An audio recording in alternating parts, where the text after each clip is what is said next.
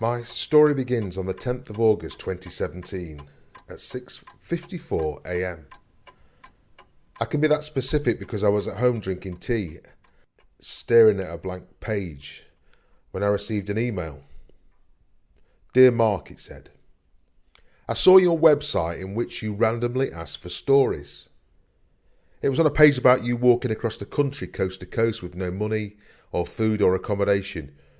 I thought, if a storyteller is willing to put their life on the line, I want to tell them my story. But can I just say, listeners, I walked across the country with no money, accommodation or food, but I wouldn't say it was life-threatening. Shropshire isn't life-threatening. There aren't that many man-eating sheep in rural Lincolnshire. If you still want stories, the email continued, and would like to hear mine, do please drop me a line. Yours faithfully, Joyce Hitchcock. P.S. I loved your films on the website. Very amusing. You should be on the telly. Drop me a line? Who says drop me a line these days? Joyce must be older. She read a random line on a random page hidden in my website. Only people with too much time read things. I looked at the email address, joyce.hitchcock@weirddoug.com. Weird Doug? Weirddoug.com. I went onto Google and saw that Weird Doug was a gardener in Rawtenstall, Lancashire. Why was a presumably wife of a gardener called Weird Doug offering me a story? And where was Rawtenstall?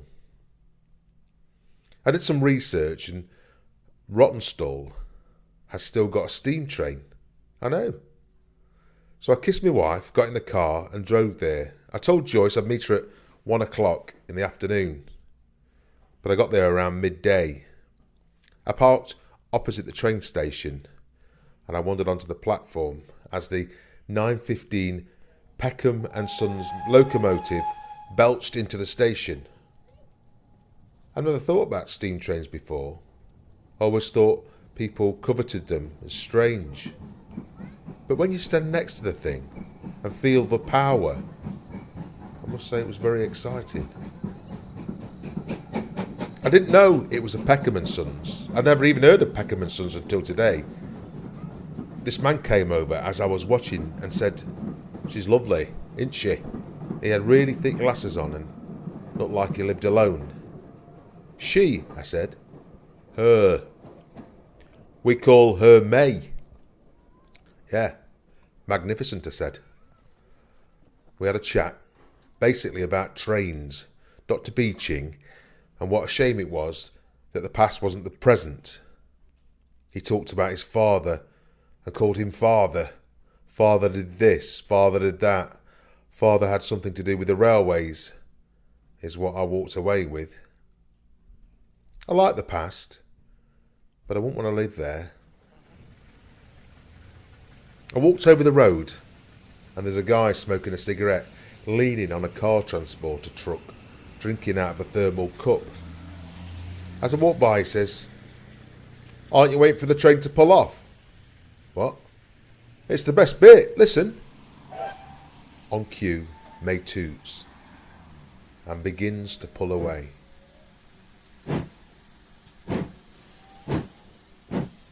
I can still see the train spotter. He's taking photographs of the steam. Romantic, is it not?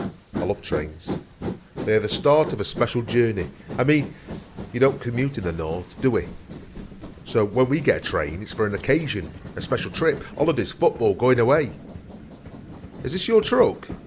Yes, he says. My work, my home. I do about 6 weeks at a time, all over. Keeps me out the house. I've just come back from Germany. I've been everywhere on my job. Germany, France, Norwich. I used to be a car delivery bloke, but the money's crap. What? I delivered cars around the country. You ever see a man with trade plates standing on the side of the road hitchhiking? That's me, a car delivery man. I've worked my way up. I can get 5 cars on here.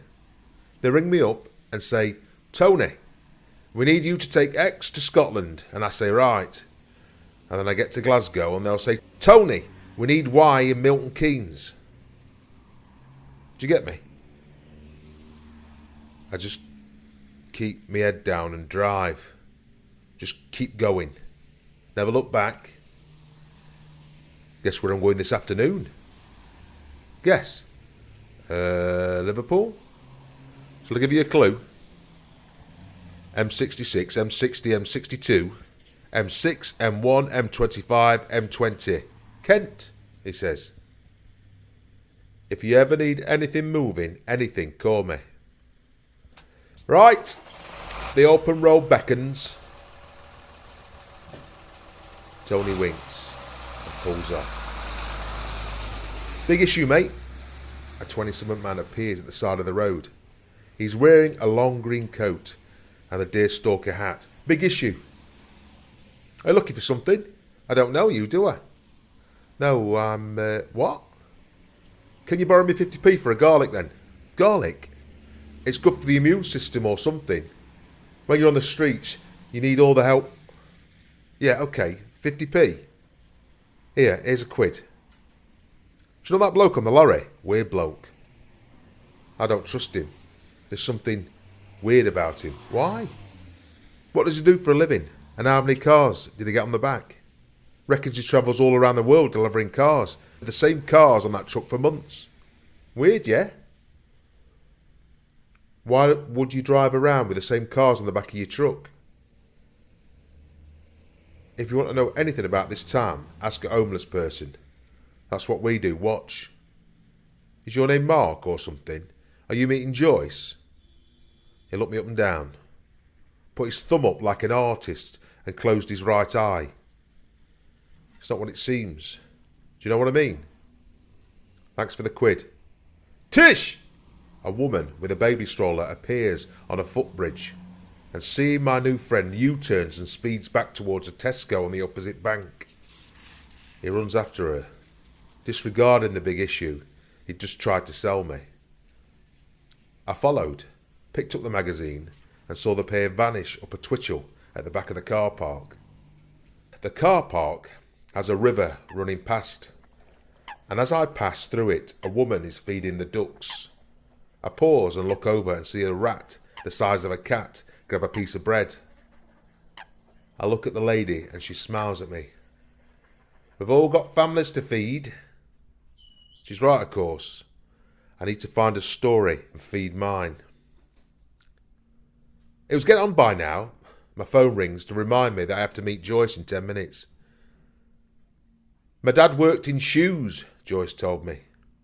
What a strange thing to say when you first meet someone. I'm almost certain, I said. My dad worked in shoes too. No, he made them. Everyone in this valley makes shoes. They're in the shoe business.